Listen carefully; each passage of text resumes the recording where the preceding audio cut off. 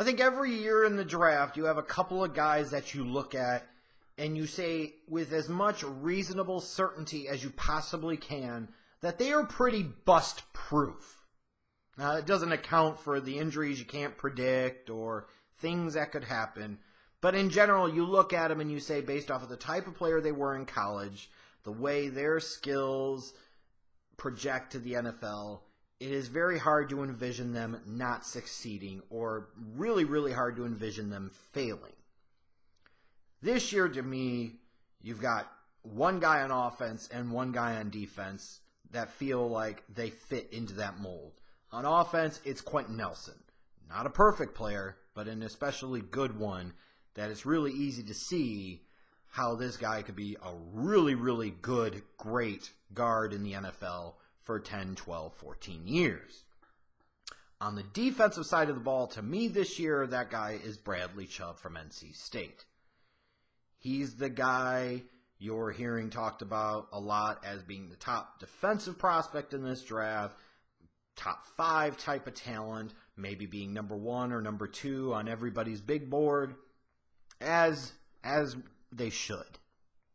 Because to me, he is the offensive equivalent to Quentin Nelson in the sense of it's really, really hard for me to see how Bradley Chubb ends up being a bust at the NFL level. Now, that said, more often than not, when people put out rankings every year, me, same thing, you'll have years where you think this guy's number 1 and this guy's number 2, and there could always be circumstances and situations that dictate that these guys could be really, really good players, if not studs. But there might be a player 2, 3, 4 that end up long-term being better out of that draft class. That doesn't mean that these guys were bad picks. It doesn't mean that these guys were the wrong picks. It's just that's the way it works out.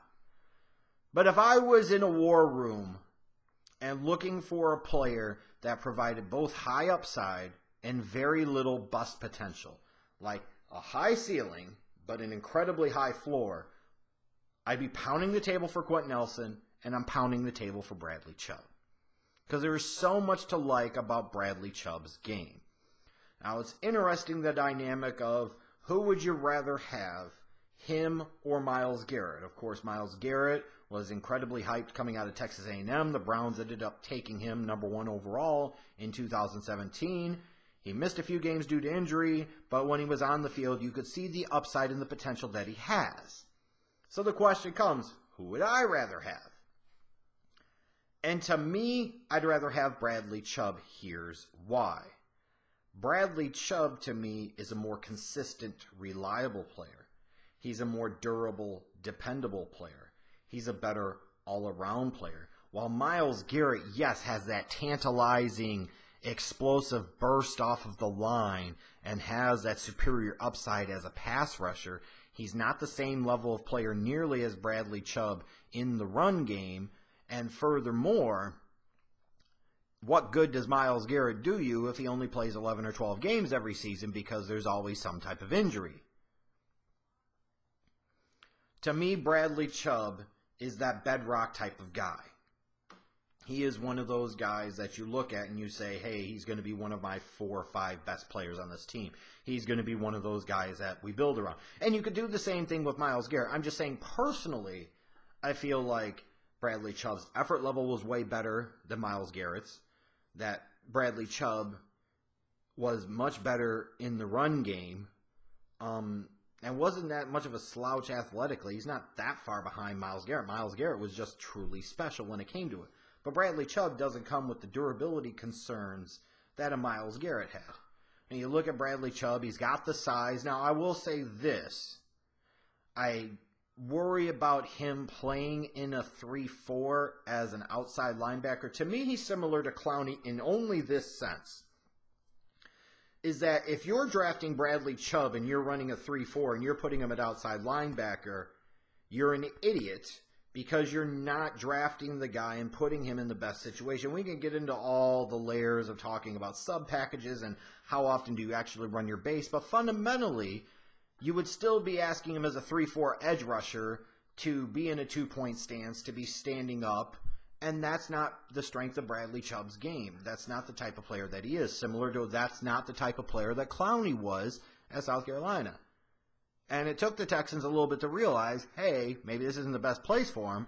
They let him beef up just a little bit, and they played him at 3-4 end. They got him with his hand in the dirt, which is where the fuck he always should have been.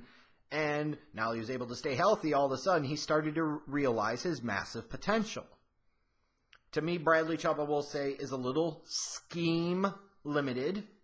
You could beef him up and have him play a 3-4 end as a 5 technique. Yes, you could. But as a 3-4 outside linebacker, I don't know. He's got good burst, but I wouldn't say he's got Myles Garrett type of burst. When I've graded him, I know I put a grade of a 10 on him. I mean, because ultimately his 10-yard split at the combine was 1.63, so that's pretty explosive. His 4.69 40 at 270 damn pounds was really, really good.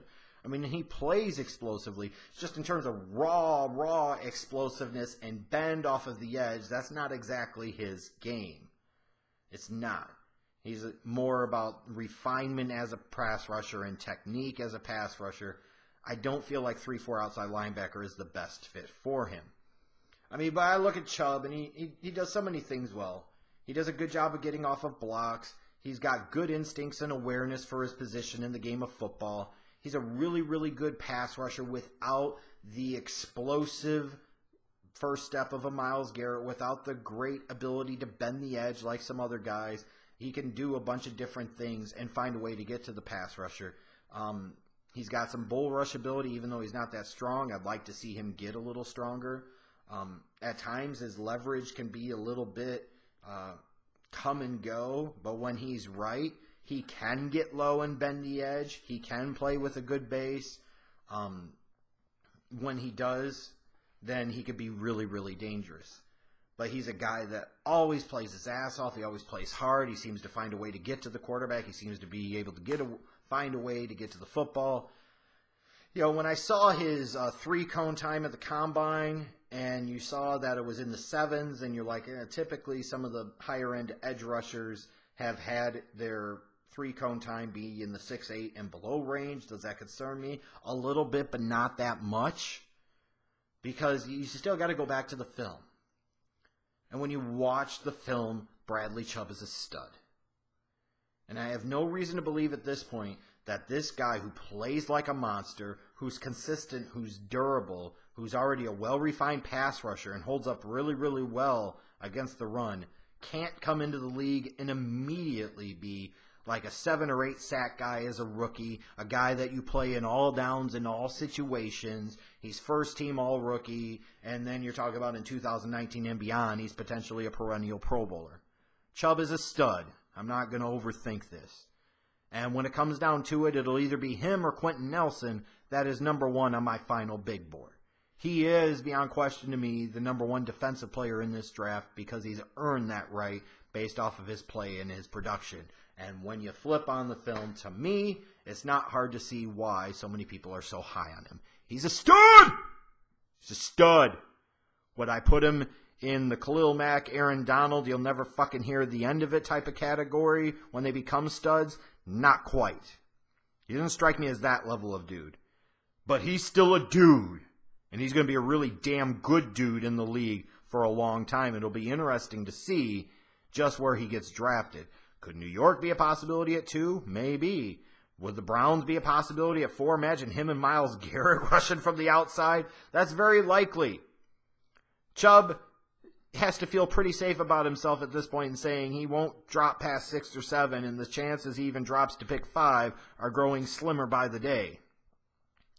And I get that, because he shouldn't drop that far, because he's either the first or second best player in this entire draft, and he deserves to be drafted that high.